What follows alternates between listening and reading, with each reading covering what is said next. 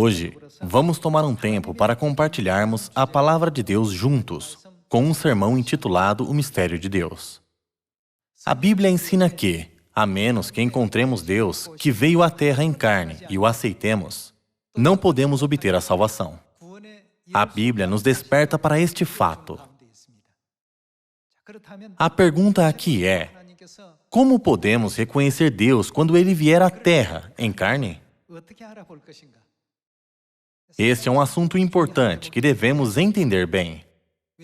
O motivo deste ser um assunto importante é porque a Bíblia diz: todos os tesouros da sabedoria e do conhecimento estão ocultos em Deus. Enquanto vivemos neste mundo, podemos enfrentar muitas dificuldades espirituais e obstáculos. Não há ninguém além de Deus que pode nos dar a sabedoria e o conhecimento que precisamos para vencer todos os problemas. A Bíblia não diz que com as habilidades do homem ninguém pode entender os mistérios de Deus, que estão ocultos em Sua Palavra e que Ele selou, não importa quanto conhecimento alguém possa ter. É por isso que está escrito: nem no céu, nem sobre a terra, nem debaixo da terra. Ninguém podia abrir o livro, nem mesmo olhar para ele. Portanto, as chaves para a nossa salvação estão apenas em Deus. Quando Deus vier à Terra, onde Ele virá, como Ele virá e o que Ele trará? Devemos entender completamente e compreender todos esses assuntos para que possamos alcançar o eterno reino dos céus de acordo com a vontade de Deus. Através da vinda de Jesus à Terra, em carne há 2000 anos, podemos ver um exemplo dessa situação. Aconteceu ao redor de um poço na cidade de Samaria, chamado Sicar. Os discípulos de Jesus foram para a cidade comprar comida, e Jesus se sentou próximo ao poço. Naquele momento, uma mulher veio buscar água. Vendo essa cena, devemos aprender como podemos reconhecer Cristo, o mistério de Deus, e recebê-lo na época atual. Vamos ver o Evangelho de João, capítulo 4, versículo 8. Pois seus discípulos tinham ido à cidade para comprar alimentos. Então, lhe disse a mulher samaritana: como, sendo tu judeu, pedes de beber a mim, que sou mulher samaritana? Porque os judeus não se dão com os samaritanos. Replicou-lhe Jesus: se conheceras o dom de Deus e quem é o que te pede, dá-me de beber. Ele disse isso para mostrar que ela não sabia quem ele era. Vendo essa cena, até para pedir água havia certas condições. Jesus disse: se conheceras quem é o que te pede, dá-me de beber, tu lhe pedirias, e ele te daria água viva. Vamos ver o versículo 11. Respondeu-lhe ela: Senhor, tu não tens com que atirar, e o poço é fundo. Onde, pois, tens água viva? És tu, porventura, maior do que Jacó, o nosso pai, que nos deu o poço, do qual ele mesmo bebeu, e, bem assim, seus filhos e seu gado? Versículo 13. Afirmou-lhe Jesus: quem beber desta água tornará a ter sede. Aquele, porém, que beber da água que eu lhe der, nunca mais terá sede. Pelo contrário, a água que eu lhe der será nele uma fonte a jorrar para a vida eterna. Disse-lhe a mulher: Senhor, dá-me dessa água para que eu não mais tenha sede, nem precise vir aqui buscá-la. Em uma cidade chamada Sicar, localizada em Samaria, enquanto Jesus falava com uma mulher samaritana, ele disse: se soubesse quem eu sou, você me pediria pela água viva. Se ela soubesse quem ele era, ela definitivamente pediria a ele tudo de que precisava. Vamos à Epístola aos Colossenses, capítulo 2. Capítulo 2, versículo 2. Para que o coração deles seja confortado e vinculado juntamente em amor, e eles tenham toda a riqueza da forte convicção do entendimento, para compreenderem plenamente o mistério de Deus. O que eles chegaram a compreender? Cristo. Em quem? O que está oculto em Deus que veio à terra em carne? todos os tesouros da sabedoria e do conhecimento estão ocultos. Se ela soubesse quem ele era, ela teria pedido a ele sabedoria, conhecimento, fé e o perdão de pecados. Mas, como ela não sabia, ela disse: você é maior do que o nosso pai Jacó? O nosso pai Jacó é grande. Você quer dizer que é maior do que ele? Dessa forma, ela falou como se Jacó, uma mera criação, fosse maior do que Deus. Ela ousou considerar a criação maior do que o Criador.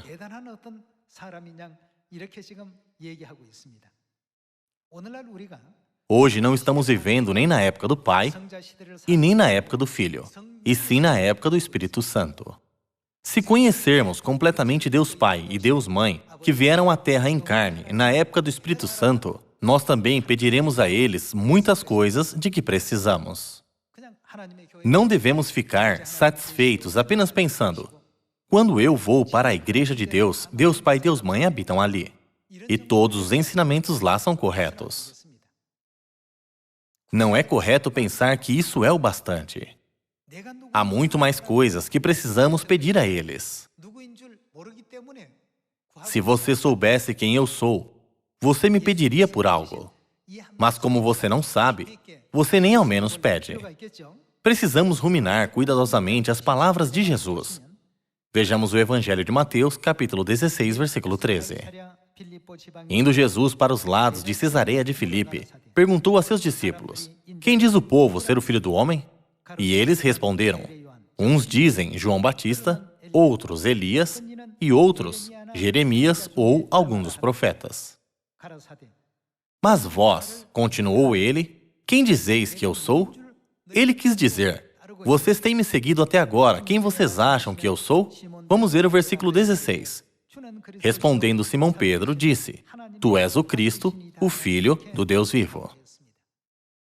No versículo 16, podemos ver que Pedro sabia quem era Jesus. Pedro sabia quem ele era e o seguiu com fé. Foi por isso que ele seguiu o caminho de Cristo e viveu como um cristão até o fim, mesmo sendo martirizado. A sua fé em Cristo não foi a base que o guiou a viver essa vida? Vamos ver o versículo 17. Então, Jesus lhe afirmou: bem-aventurado és, Simão Barjonas, porque não foi carne e sangue que te revelaram, mas meu Pai que está nos céus.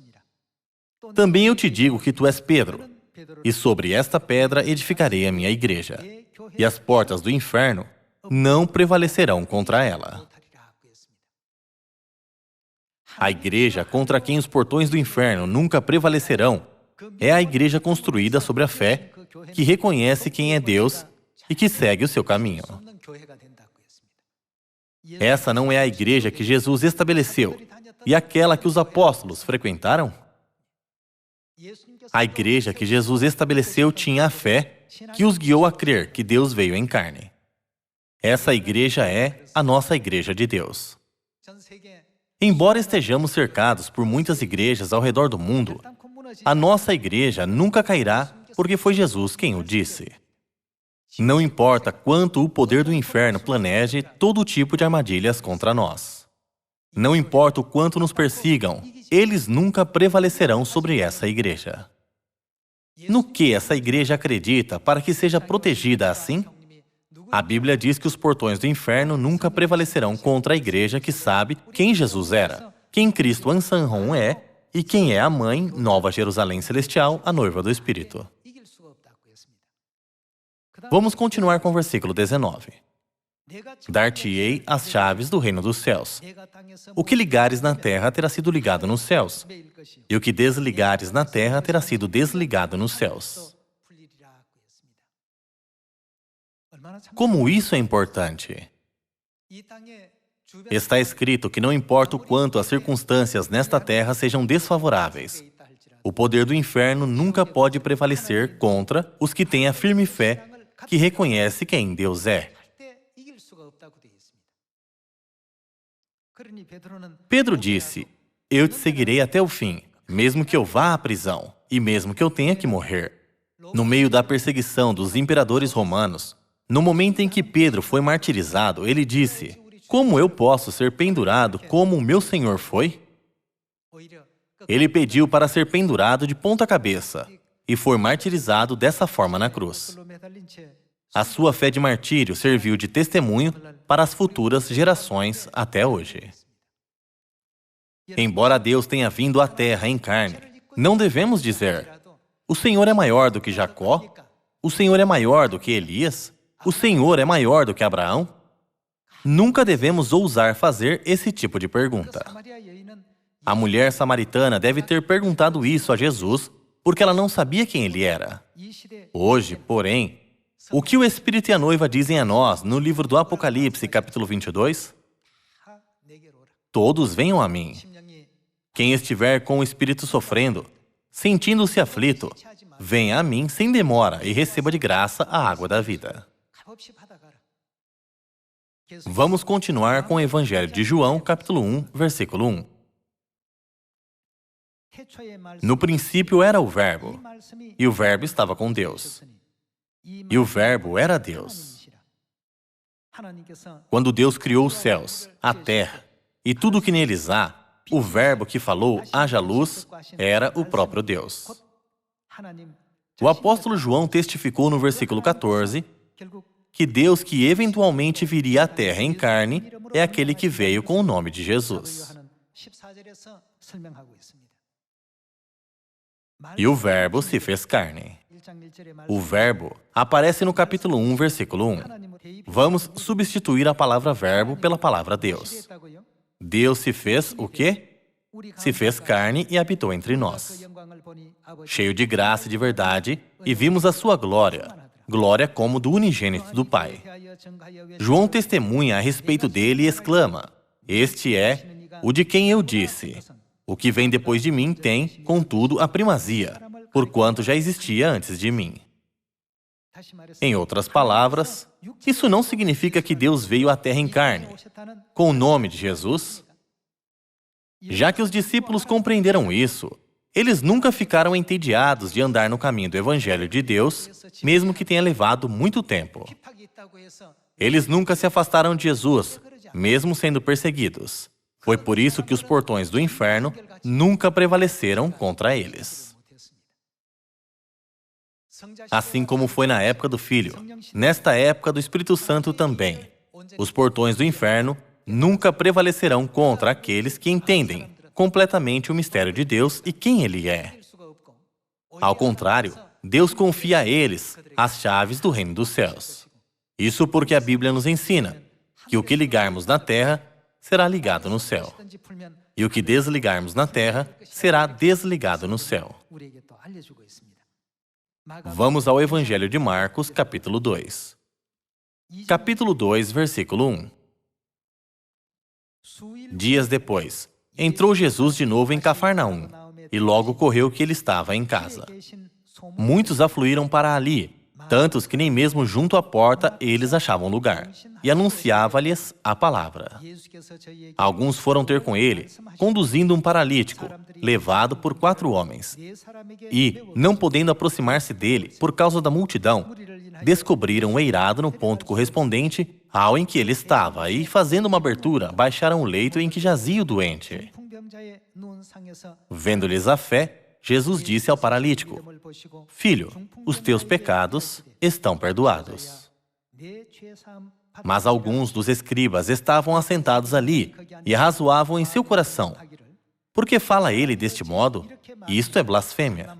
Quem pode perdoar pecados, senão um, que é Deus? Jesus, percebendo logo por seu espírito que eles assim arrazoavam, disse-lhes: por que arrazoais sobre estas coisas em vosso coração? Qual é mais fácil? Dizer ao paralítico: estão perdoados os teus pecados, ou dizer: levanta-te, toma o teu leito e anda? Ora, para que saibais que o Filho do Homem tem sobre a terra a autoridade para perdoar pecados. O que Jesus estava dizendo era: eu poderia simplesmente ter dito ao paralítico: você está curado. Mas eu não fiz isso. Ao contrário, eu disse: os teus pecados estão perdoados. Isso foi para revelar a vocês que eu tenho autoridade na terra para perdoar pecados. E se Deus viesse a esta terra em carne mais uma vez? Não seria este o mesmo a vir novamente? Já que ele vem à terra da mesma forma, ele tem autoridade para perdoar nossos pecados e autoridade para nos dar a salvação. Assim como reconhecemos Deus através das palavras da Bíblia, também devemos ter essa mesma convicção quando Deus vier em carne nesta época do Espírito Santo. Esta é a perspectiva que devemos ter na época atual. E se tivéssemos que escrever um relato de nossa crença na época atual, o nosso testemunho não seria como aqueles registrados por Mateus e Marcos? Os teus pecados estão perdoados. Basta dizer isso. Já que está escrito na Bíblia, temos a tendência de entender, memorizar, explicar e entregá-la apenas como um texto. Porém, primeiro temos que compreender quem é Deus. Isso é tão importante que, a quem compreender isso, Deus não prometeu dar a essa pessoa as chaves do reino dos céus? Quando você entrega as suas chaves a alguém, não é porque você confia nessa pessoa? Você nunca daria as suas chaves a alguém que roubaria tudo de sua casa. Assim como você confia suas chaves a alguém que considera como o mais confiável, a pessoa que compreende Deus, que veio a esta terra em carne, é considerada por Deus como a pessoa mais digna de confiança. É por isso que foi confiada a ela as chaves do reino dos céus. Nós confirmamos isso no Evangelho de Mateus, capítulo 16. Deus disse ao ladrão à sua direita: hoje estarás comigo no paraíso. O ladrão não teve conquistas em sua vida que merecessem o paraíso. Não é evidente que por ele não ter fé, ele cometeu roubo? Como eles eram culpados de um crime, eles mereceram ser crucificados. Porém, Jesus viveu uma vida justa. Um dos ladrões sabia que Jesus foi pendurado na cruz injustamente. Por isso, ele disse: Jesus, lembra-te de mim quando vieres no teu reino. Por favor, lembra-te de mim. Jesus respondeu a ele: hoje estarás comigo no paraíso. Com apenas essa frase, ele recebeu passe livre ao reino. A tenda contendo dezenas de milhares de leis desmoronou e se desfez em apenas um momento. Isso aconteceu porque Deus veio à terra em carne e é por meio de sua palavra que tudo pode ser cumprido. Esse Deus veio com o nome de Jesus na época do Filho, na época do Espírito Santo vem com o novo nome de Jesus, Cristo Ansanron, junto com a Mãe, Nova Jerusalém Celestial. Hoje, através da Bíblia, vamos confirmar isso mais uma vez. Vamos abrir o Evangelho de Lucas, capítulo 23. Capítulo 23, versículo 36. Igualmente os soldados o escarneciam e, aproximando-se, trouxeram-lhe vinagre, dizendo: se tu és o rei dos judeus, salva-te a ti mesmo. Também sobre ele estava esta epígrafe, em letras gregas, romanas e hebraicas: este é o rei dos judeus. Um dos malfeitores crucificados blasfemava contra ele, dizendo: não és tu o Cristo? Salva-te a ti mesmo e a nós também. Respondendo-lhe, porém, o outro repreendeu-o, dizendo: nem ao menos temes a Deus, estando sob igual sentença? Nós, na verdade, com justiça, porque recebemos o castigo que os nossos atos merecem. Mas este nenhum mal fez. E acrescentou Jesus: lembra-te de mim quando vieres no teu reino. Jesus lhe respondeu: em verdade te digo que hoje estarás comigo no paraíso. Uma frase de Jesus para o ladrão à sua direita mudou o seu destino do caminho do inferno para o caminho do céu em um instante. Aqueles que compreenderam corretamente o mistério de Deus e aqueles que entenderam apropriadamente a divina natureza de Cristo, sem focar em sua aparência física, receberam as chaves do reino dos céus. Seus destinos foram mudados do inferno para o céu, tendo todos os seus incontáveis pecados perdoados. Deus tem essa grande autoridade. Apenas ter ciência do fato de que o Pai Ansanron é o Cristo que veio pela segunda vez não é o bastante. Devemos saber também do que Ele é capaz de fazer, até mesmo a extensão de seu poder. Jesus disse: o que é mais fácil dizer? Você está curado? Ou dizer: os teus pecados estão perdoados? O motivo de eu ter escolhido dizer, os teus pecados estão perdoados, é para ensiná-los que eu tenho essa autoridade. Quando Deus vier em carne a esta terra, devemos reconhecer Deus assim como Pedro fez. Devemos reconhecê-lo assim como o apóstolo João fez. Devemos reconhecê-lo assim como o apóstolo Paulo fez. Quem souber quem ele é, será seguido por infinitas bênçãos. Vendo que Pedro e João tinham fé para reconhecer quem ele era, Jesus sempre se apegou a eles. Ele os amava como seus e os agrupou como aqueles que amava até o fim. Embora Jesus tenha ensinado Pedro com palavras rígidas, para que sua fé nunca enfraquecesse, ele amou e se agradou muito de Pedro. Ele sentia o mesmo por João. Vendo os acontecimentos da época do Filho, nós que vivemos na época do Espírito Santo, devemos aprender o mistério do Espírito e da noiva que dizem, vem. O mistério de Deus não é compreender quem é Cristo? O conhecimento por si só não é o bastante. Devemos perguntar, o que eu receberei quando eu for até eles? Como está escrito que, em Deus estão ocultos todos os tesouros da sabedoria e do conhecimento, devemos pedir a Deus para recebê-los. Devemos pedir, por favor, nos dê sabedoria, nos dê conhecimento, nos dê fé. Nos conceda o reino dos céus.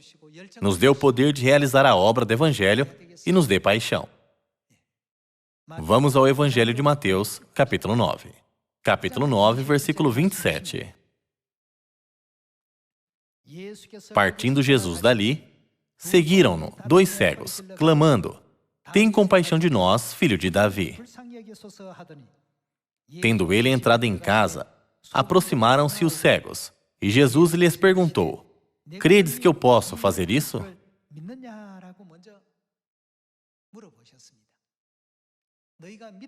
Em outras palavras, Jesus perguntou, vocês estão fazendo isso pela sua própria fé ou estão pedindo por causa do que ouviram? Ou é porque estão tentando me provar? Por isso, perguntou a eles, credes que eu posso fazer isso? Responderam-lhe, sim, Senhor.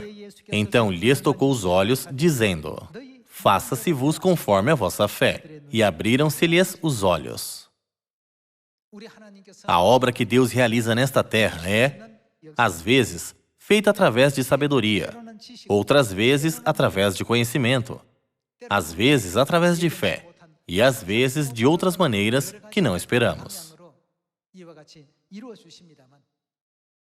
O mais importante, contanto que realizemos a obra do Evangelho com fé absoluta, de que a obra da salvação de hoje será concluída pelo Espírito e pela noiva, nunca falharemos. Muitas pessoas pensam, quando Jesus aparecer nesta época, todos os ímpios serão destruídos e todos os problemas serão resolvidos. Assim foi 2000 anos atrás. As pessoas caluniaram e ridicularizaram Jesus, chamando-o de herege. No meio das dificuldades, Deus andou silenciosamente no caminho do Evangelho, suportando todos os sofrimentos e insultos colocados sobre ele até o fim, para que mais uma alma pudesse se arrepender. Embora Deus tenha a autoridade de julgar de uma vez todos que se opõem a ele e de destruir o mundo com água, assim como nos dias de Noé, ele suportou todo tipo de censura, insultos e até mesmo a crucificação pelos nossos pecados. Tudo isso não foi porque ele veio a esta terra para encontrar a ovelha perdida? Na época do Espírito Santo também, devemos saber primeiro quem são o nosso pai e a nossa mãe. Então, devemos pedir habilidade quando precisamos de habilidade, e pedir sabedoria quando precisamos de sabedoria, e pedir conhecimento quando precisamos de conhecimento. Assim como Pedro e João, devemos poder reconhecer Cristo sem falta. Ele abriu os olhos de 2 cegos e parou a hemorragia de uma mulher. Ele podia fazer qualquer coisa que quisesse. Porém, aqueles que creram em Jesus como Deus, apenas por causa de seu poder, milagres e maravilhas, viraram as costas para Jesus em um instante, deixando-o, traindo-o e abandonando a sua fé. Enquanto muitas pessoas faziam isso tolamente, Pedro e outros discípulos reconheceram quem ele era e disseram: para quem iremos? Tu tens as palavras da vida eterna. Jamais iremos para outro lugar. Sabemos quem tu és. Até mesmo hoje, muitas pessoas se esforçam muito para adquirir conhecimento sobre a lei de Deus, conhecimento sobre a história da igreja e até por mais conhecimento e sabedoria. Tudo isso é necessário, mas o que mais precisamos na época atual é reconhecer Deus corretamente. Sem essa fé, a nossa fé não será nada além de uma casa construída sobre a areia, que inevitavelmente colapsa quando a maré sobe e o vento sopra contra a casa. Pelo restante de nosso caminho de fé, vamos confiar em nosso pai e em nossa mãe, reconhecendo quem eles são e seguindo-os. Vamos ver a primeira epístola de Pedro, capítulo 2, versículo 6. Pois isso está na Escritura: eis que ponho em Sião uma pedra angular, eleita e preciosa, e quem nela crer não será, de modo algum, envergonhado. Aquele que confia completamente na pedra angular posta em Sião, ou seja, em Cristo que veio à terra em carne, nunca será envergonhado. Vamos ver o versículo 7. Para vós outros, portanto, os que credes, é a preciosidade, mas para os descrentes, a pedra que os construtores rejeitaram, essa veio a ser a principal pedra, angular e pedra de tropeço e rocha de ofensa. Para os descrentes, como está escrito no livro de Isaías, capítulo 8, Cristo será laço e armadilha, pedra de tropeço e rocha de ofensa. Mas para os que creem, ele será o tesouro dos tesouros. Embora as pessoas desse mundo não reconheçam o pai e a mãe, todos os filhos de Sião abriram seus olhos espirituais. Seus olhos para ver as profecias foram abertos, e eles puderam entender os ensinamentos da Bíblia e dos profetas. O próximo passo é crer. Até Judas Iscariotes conhecia Jesus, mas isso era tudo. Embora ele conhecesse Jesus, seu conhecimento não era acompanhado de fé. Foi por isso que ele vendeu Jesus por 30 moedas de prata, associando-se com aqueles que eram contra Jesus. Ele até tomou a dianteira para caluniá-lo. Hoje, precisamos entender corretamente por que Deus disse: bem-aventurado és, Simão Barjonas. Eu te darei as chaves do reino dos céus. Mesmo na época de Jesus, as pessoas chamavam Jesus de herege, dizendo: como um mero homem pode dizer ser Deus? Isso não está registrado no Evangelho de João, capítulo 10? Jesus foi tratado assim como o Pai foi tratado nesta época. Porém, para aqueles que conhecem o mistério de Deus, ele se tornou um tesouro. Para aqueles que não creem, ele se tornou uma pedra de tropeço, rocha de ofensa e um objeto de calúnia. Sempre que os fariseus, os mestres da lei e os judeus se reuniam, eles não blasfemavam contra Jesus, chamando-o de herege? Embora eles tratassem Jesus dessa forma, hoje, na época atual, muitas pessoas não reconhecem e creem que Jesus é o verdadeiro Deus? Quando a época do Espírito Santo chegar ao fim, o lugar onde as pessoas entrarão será o céu ou o inferno. Portanto, para andarmos no caminho da fé, sem sermos envergonhados durante nossa vida na terra, precisamos saber quem eles são e seguir o seu caminho até o fim. Por onde quer que eles forem, vamos seguir esse caminho até o fim. Contanto que continuemos fazendo isso, certamente seremos o povo de Deus que pode se apegar firmemente ao mistério de Deus e ser a igreja que nunca será prevalecida pelo inferno. E como foi profetizado, esse evangelho será pregado em Samaria e até aos confins da terra. Embora ainda estejamos sob várias restrições por causa da pandemia de coronavírus, devemos poder andar no caminho da fé todos os dias com alegria e felicidade, com a esperança pela eterna glória do céu que se aproxima a cada dia. Aqueles que conhecem o mistério de Deus se regozijam todos os dias. Nunca devemos nos limitar pela tristeza, solidão ou dor. Eu espero que vocês tenham um sábado cheio de energia hoje, pensando no céu e no glorioso esplendor que o Pai e a Mãe nos darão no futuro. Esperando que recebam muita graça, gostaria de concluir o sermão de hoje. Muito obrigado.